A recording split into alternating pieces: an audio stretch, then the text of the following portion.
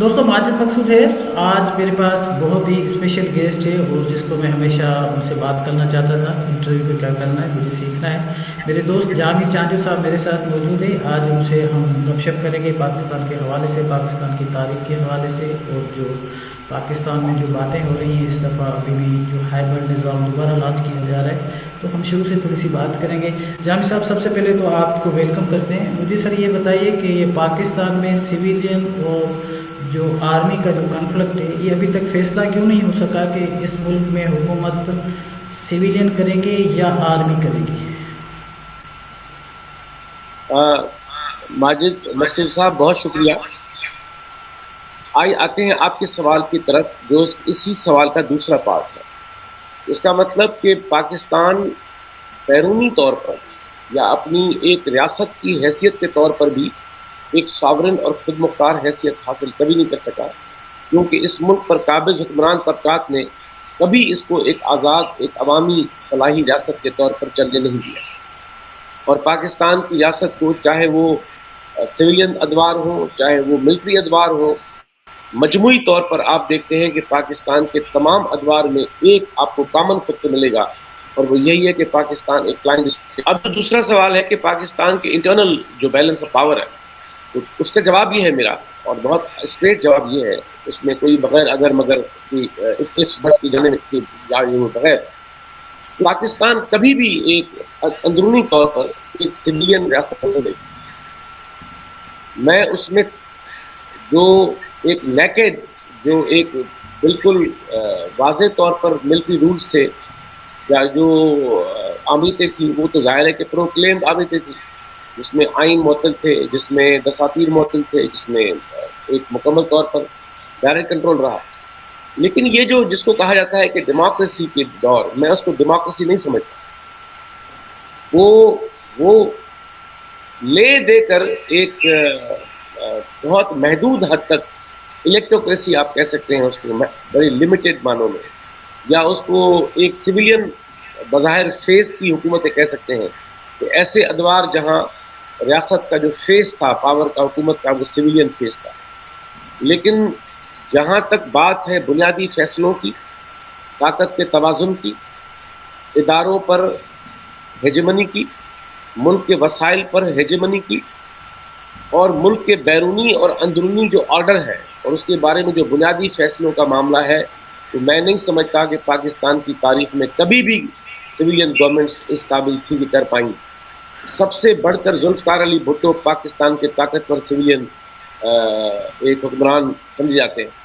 لیکن وہ بھی آپ کے سامنے ہے کہ بھٹو صاحب جب وزیر اعظم بنتے ہیں تو وہ بھی تو 4 سالہ دور ہے، 72 کے بعد اور 77 تک، وہ جو ایک دور حکومت ہے، اس میں نظر نہیں آتا کہ وہ مکمل طور پر جس طرح کوئی تصور ہوتا ہے عوامی جمہوریت کا. تو میں یہ سمجھتا ہوں کہ پاکستان میں یا تو براہ راست آمریت رہی ہے، یا وہ انڈائریکٹ رول ہے اسی تسلسل ہے اسٹیبلشمنٹ کی پاور کا. تو پاکستان کے اندر یہی نتیجہ ہے، یہی سبب ہے کہ پاکستان میں حقیقی عوامی جمہوریت، ایک سبسٹینشیل جمہوریت، ایک ایسی جمہوریت جہاں لوگ آزاد ہوں، لوگ اپنی رائے میں خود مختار ہوں، ہر قسم کی آزادی ہو اس ملک میں اندر، سیاسی جماعتوں کو آزادی ہو، شہریوں کو آزادی ہو، اس ملک کے دانشوروں اور لکھنے والوں کو آزادی ہو، ہر ایک عام شہری کو آزادی ہو. تو ہم تو نہیں دیکھتے، ہم نے تو نہیں دیکھا کہ پاکستان کی تاریخ میں کبھی بھی ایسا دور رہا ہے کہ جہاں اس ملک میں مکمل آزادی رہی ہو شہریوں کو، صوبوں کو، سیاسی جماعتوں کو، سوچنے والوں کو، لکھنے والوں کو، پولیٹیکل ماس کو.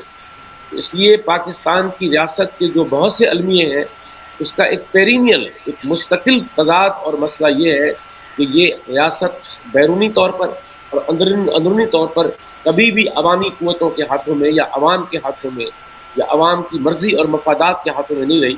یہ ابھی بھی ریاست جو ہے وہ انہی قوتوں کے ہاتھوں میں ہے جن کے طاقت کا سکہ چلتا رہا ہے قیام پاکستان سے. اچھا سر، مجھے یہ ذرا بتائیے کہ کیوں، اس کی وجہ کیا ہے؟ کیا وہ سمجھتے ہیں جو سویلین ہے وہ اتنے کمپیٹنٹ نہیں ہیں، یا وہ سمجھتے ہیں کہ یہ حق حکمرانی ہمارا ہی حق ہے؟ یہ آپ نے ماجد صاحب بہت ایک بنیادی سوال کیا ہے. یہ میں سمجھتا ہوں کہ بڑا بنیادی سوال ہے کہ آخر اس کی وجوہات کیا ہے. دیکھیے وجوہات یہ ہیں کہ جس طرح کی ہیجمنی، اجارہ داری ملک کے وسائل پر، ملک کے اداروں پر، ملک کے اختیارات پر، ملک کی زمینوں پر، ملک کے وسائل پر، شہریوں کی زندگیوں پر، ریاست کے تمام امور پر، چاہے وہ خارجی ہو چاہے اندرونی ہو، تو جس طرح کی ہیجمنی ہم دیکھتے رہے ہیں اس ملک کی تاریخ میں، اگر اس ملک میں فیصلے شہری کریں گے، اس ملک میں فیصلے پارلیمنٹ کرے گی، اس ملک میں فیصلے سیاسی جماعتیں کریں گی، تو ظاہر ہے کہ وہ ہیجمنی اپنی بقا قائم نہیں کر سکتی. تو یہی وجہ ہے کہ جو اس ملک کے اندر جس قسم کی ہیجمنی ہے، جس قسم کی اجارہ داری ہے، وہ ہر طرح کی معنوں میں ہے.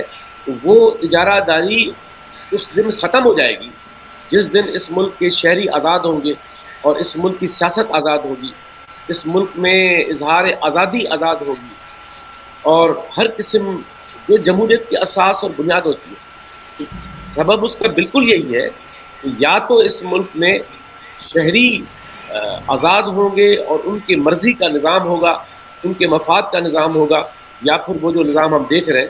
تو یہ کیوں اس ملک میں ایک صحیح معنوں میں عوامی جمہوریت کا نظام نہیں آتا، اس کا سبب ہی یہ ہے کہ عوامی جمہوریت کے نظام کے ہوتے ہوئے اس قسم کی اجارہ داری کا تصور ممکن نہیں. اچھا سر یہ تو بتائیے نا سر، اب 76 سال ہو گئے ہیں اور بلیم ہمیشہ سویلین پہ آتا ہے کہ بھٹو نے یہ کر دیا، بی بی نے یہ کر دیا، یا نواز شریف نے یہ کر دیا. جو لوگ ڈائریکٹ حکومت کرتے ہیں یا انڈائریکٹ پیچھے بیٹھ کر حکومت کرتے ہیں ان پہ تو الزام بھی نہیں آتا ہے، الزام تو ہمیشہ سویلین پہ آتا ہے. تو اس کا پھر سولوشن کیا ہوگا؟ یہ ابھی بھی یہ بات ان کو سمجھ میں آئے گی، یا آپ سمجھتے ہیں کہ اس کے کوئی یہ ملک اسٹیبل تو پھر نہیں رہے گا، یہ تو ہمیشہ اسی طرح ہی رہے گا جس طرح چل رہا ہے، یا کوئی امید ہے؟ دیکھیے ماجد مقصود صاحب، یہ تو ایک بہت اوپن سیکرٹ ہے، اور اس ملک میں نہیں سمجھتا کہ کسی ایک شخص کو بھی اس میں شک ہے کہ اس ملک میں پاور کس کے پاس ہے اور اس ملک میں سکہ کس کا چلتا ہے. یہ تو سب کو معلوم ہے. اب جو آپ کی بات کا سوال کا دوسرا پہلو ہے، تو پھر سویلین فورسز کو میں ان کو بھی جمہوری نہیں سمجھتا، میں ان کو بھی سویلین کہہ رہا ہوں، اس لیے کہ وہ صرف یونیفارم میں نہیں ہے. جمہوریت کے جو تقاضے ہوتے ہیں وہ تقاضے اس ملک کی حکمران طبقات کی جماعتیں بالکل پورا نہیں کرتی. اس ملک کے اندر جو بھی یہ جو محدود پاور پالیٹکس کے اندر جو جماعتیں آپریٹ کرتی ہیں اور پاور میں جزوی طور پر شریک ہوتی ہیں، جمہوری وہ بھی نہیں ہے اپنے مزاج کے اندر، اپنے اسپرٹ کے اندر، کیونکہ جو طبقات ان جماعتوں کو چلاتے ہیں اور جو طبقات ان جماعتوں پر حاوی ہیں وہ بھی اپنے بنیادی مزاج میں اور مفادات کے اندر غیر جمہوری قسم کے عوامل ہیں. اصل اعتراض اس لیے ہے، میں آپ کو صرف مثالیں دے رہا ہوں، چند مثالیں دے رہا ہوں. چلیں 88 کے بعد کی مثالیں لے لیں. 88 کے بعد بینظیر صاحبہ کی حکومت آئی. جب ان کی حکومت کو گرا دیا گیا اور جو ناجائز طور پہ گرا دیا گیا، تو انہوں نے برملا کہا کہ میرے پاس کوئی پاور نہیں اور اصل پاور کسی اور کے پاس تھا. پھر نواز شریف آئے اور نواز شریف نے ایسے پریٹینڈ کیا کہ وہ ملک کی تاریخ کے بڑے، شاید بھٹو صاحب کے بعد تو دوسرے بڑے پاورفل وزیر اعظم آ گئے جن کا تعلق پنجاب سے ہے، لیکن جب پاور سے ہٹا دیے گئے تو وہی بات انہوں نے کہی کہ میرے پاس کوئی پاور نہیں تھا. ابھی ریسنٹلی آپ نے دیکھا کہ عمران خان جو اسٹیبلشمنٹ کے ہی بل بوتے آئے تھے، ان کو بنایا گیا، ان کو ابھارا گیا، ان کو پاور میں لایا گیا، اور بظاہر یہ تاثر دیا گیا کہ وہ بڑے خود مختار وزیر اعظم ہیں، اور وہ خود بھی کہتے رہے. لیکن جس دن وہ پاور سے باہر ہوئے انہوں نے بھی یہی کہا کہ ہمیں پاور نہیں. ہمارا سوال یہ ہے کہ یہ جماعتیں، چاہے پاکستان پیپلز پارٹی ہو، چاہے PMLN ہو، چاہے تحریک انصاف ہو، یا جو جماعتیں ان کے ساتھ جڑی ہوئی ہیں، اور یہ اس قسم کا نام نہاد محدود اختیار اسٹیبلشمنٹ کے ٹرمز پہ کیوں لیتی ہیں؟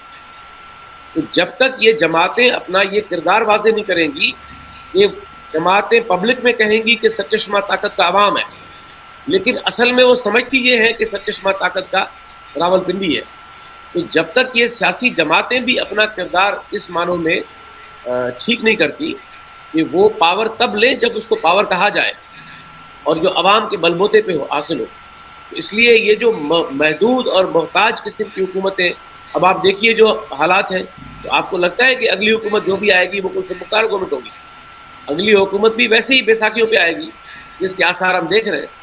تو اس لیے سویلین وہ قوتیں، میں سب کی بات نہیں کر رہا، میں اس ملک کی ترقی پسند جماعتوں کی بات نہیں کر رہا، اس ملک کی جو نیشنلسٹ جماعتوں کی بات نہیں کر رہا، اس ملک کی جو اس پورے فرسودہ نظام کی جو نان کنفرمسٹ جماعتیں ہیں ان کی بات نہیں کر رہا.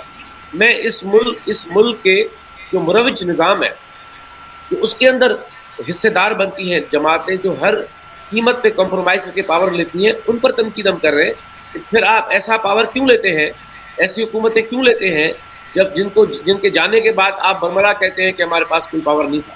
اس لیے یہ تصفیہ اس وقت تک نہیں ہو سکتا جب تک آپ یہ جماعتیں یا جو بھی جماعتیں جاتی ہیں سیاسی عمل میں، وہ صریحاً اس بات کو واضح رکھیں کہ ہم کوئی بھی اقتدار جو وہاں سے ملے گا یا مشروط ملے گا، محدود ملے گا، وہ ہم قبول نہیں کریں گے. تو میں سمجھتا ہوں اسی دن سے اس ملک میں جمہوریت کا آغاز ہو.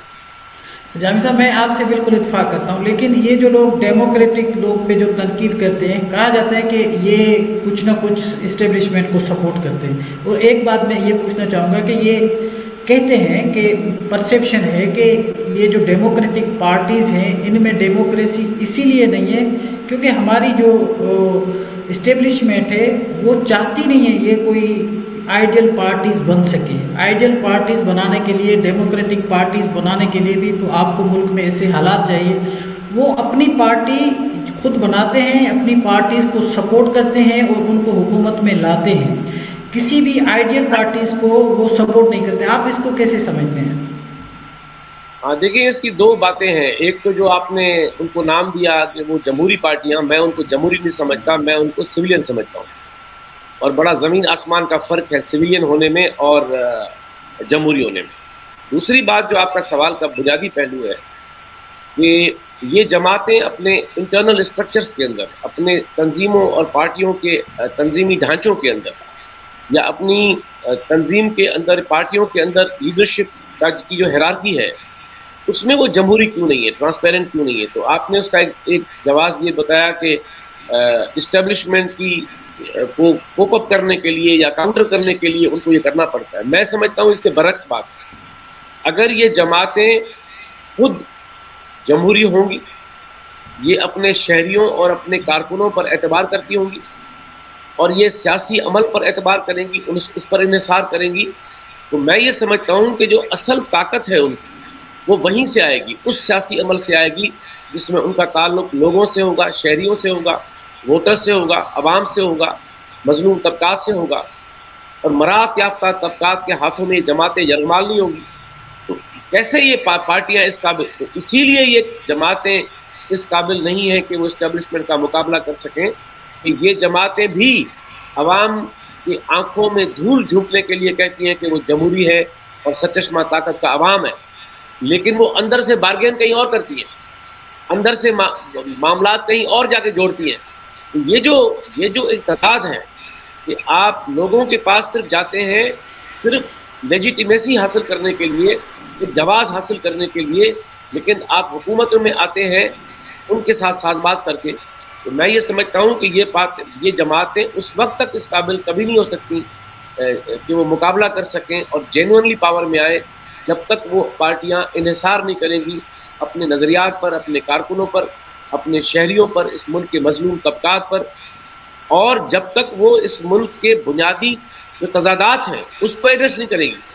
اب تو آپ دیکھیے کہ مجھے بتائیے کہ اس ملک میں کون سی پاور پولیٹکس کی جماعت ہے جو یہ بھی کہتی ہو کہ وہ اینٹی اسٹیبلشمنٹ رول پلے کرے گی. یہ تو گیا زمانہ. یعنی ایم آر ڈی کے بعد اب مشرف کے زمانے میں بھی اے آر ڈی جو تھی اس نے کبھی اینٹی اسٹیبلشمنٹ رول نہیں پلے کیا. آپ دیکھیں کہ پرویز مشرف کو بھی جو مزاحمت کا سامنا کرنا پڑا وہ وکیلوں کی طرف سے ہوا. کالا باغ ڈیم کے ایشو پر سندھ نے کیا، ان جماعتوں نے کچھ نہیں بگاڑا اس کا. یہ جو المیہ ہے کہ اس ملک کی پاور پالیٹکس کی جماعتیں بھی لگتا یہ ہے کہ جیسے اندر سے قبول کر چکی ہوں کہ وہ وہی سیاست کریں گی جن کے حدود اسٹیبلشمنٹ طے